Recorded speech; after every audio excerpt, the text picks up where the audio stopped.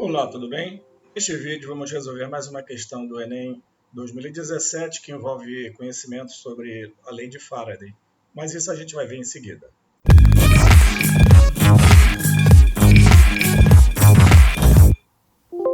Aqui é o professor Jorge Damasceno e neste vídeo vamos resolver a questão número 127 do Enem 2017, prova de Física. Mas antes eu peço que você se inscreva no nosso canal e também que deixe o seu like, tá bom? Então vamos começar. Questão número 127 do Enem 2017, prova de Física, prova amarela. Para demonstrar o processo de transformação de energia mecânica em elétrica, um estudante constrói um pequeno gerador utilizando um fio de cobre de diâmetro D enrolado em N espiras circulares de área A. Dois ímãs que criam no espaço entre eles um campo magnético uniforme de intensidade B e um sistema de engrenagens que lhe permite girar as espiras em torno de um eixo com uma frequência F. Ao fazer o gerador funcionar, o estudante obteve uma tensão máxima V e uma corrente de curto-circuito I. Dados importantes esses aqui. Para dobrar o valor da tensão máxima V do gerador, mantendo constante o valor da corrente de curto I, o estudante deve dobrar o... Então, mais uma informação importante aqui. Dobrar a tensão máxima do gerador sem variar a corrente de curto I. Então, ele deve dobrar o quê? O número de espiras, a frequência de giro, a intensidade de campo magnético, a área das espiras, o diâmetro do fio. Então vamos ver. Esta questão trata sobre conceitos a respeito da lei de Faraday, assunto tratado no eletromagnetismo. Então, como já adiantamos. Então vamos levantar aqui alguns pontos importantes da questão que valem a pena ser citados. Primeiro, o enunciado da questão informa que o objetivo do experimento é transformar a energia mecânica em energia elétrica através do gerador, dobrando a tensão V, que é a tensão máxima, e mantendo constante a corrente de curto-circuito. Duas informações essenciais aqui. Outro ponto que foi falado que é importante. Como a tensão V é máxima, temos que ela é a própria força eletromotriz Epsilon, tá bom? Então, vamos no desenrolar da questão, como padrão, vamos usar essa tensão máxima, considerando ela como uma força eletromotriz mesmo, já que estaremos tratando sobre a lei de Faraday. Tá? Então, é força eletromotriz Epsilon igual a essa tensão máxima que será gerada. Pela lei de Faraday, temos força eletromotriz é igual a N, que é o número de espiras, vezes o módulo da variação do fluxo, em função da variação do tempo. Tá? Então, daqui eu já tenho a primeira premissa importante dessa questão, que é, se eu dobrar o número de espiras, tá? Dobrando o número de espiras, é fácil perceber, eu também dobro a minha força eletromotriz, a minha tensão máxima, como ele está pedindo. Tá? Então, essa é a primeira premissa, mas como a gente tem que associar também a questão da corrente de curto-circuito, que tem que ser constante, a gente tem que estender esse raciocínio um pouco mais à frente, para garantir que não só dobrando o número de espiras, como também se existe um outro impacto, por exemplo, se isso aqui vai afetar na variação da corrente contínua ou não. Então temos que mostrar isso, tá? Porque ele colocou duas situações, dobrar a tensão máxima, mantendo-se a corrente de curto-circuito constante. Então vamos desenvolver aqui esse raciocínio. Podemos expressar a corrente de curto-circuito do gerador como ICC é igual a força eletromotriz dividido pela resistência interna, sabendo aqui que essa aqui é a primeira, de acordo com a primeira lei de Ohm, tá?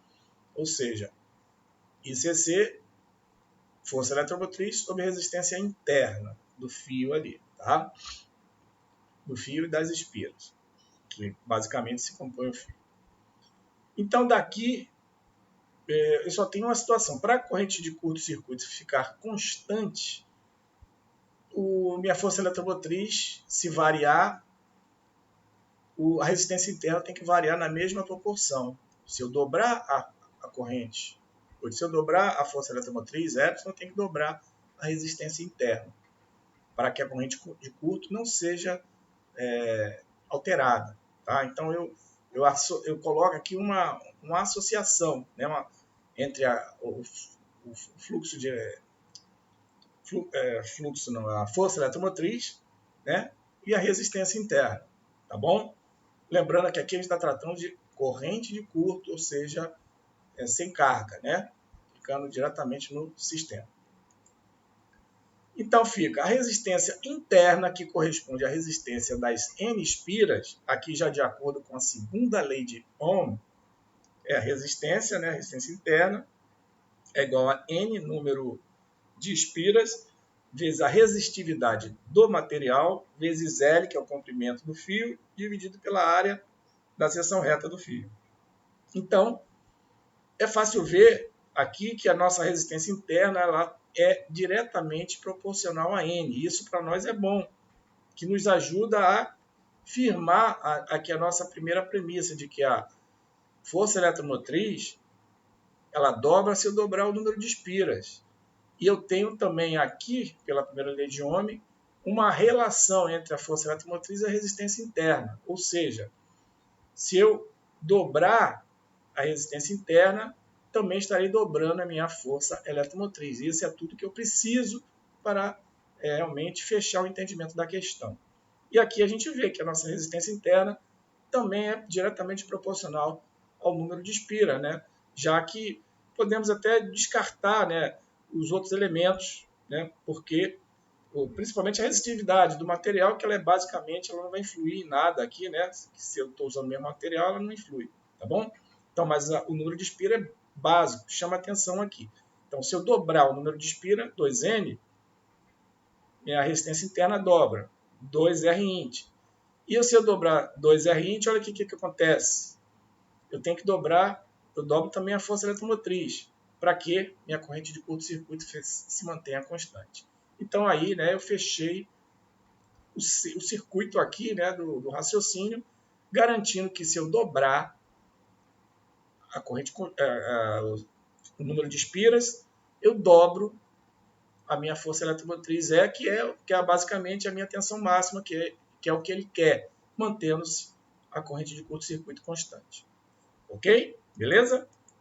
Então, assim, analisando as informações obtidas, temos, né, já para fechar o entendimento, a tensão elétrica aumenta proporcionalmente à resistência interna, né, já mostramos isso, e ICC constante, corrente de curto-circuito, força eletromotriz dividida pela resistência interna.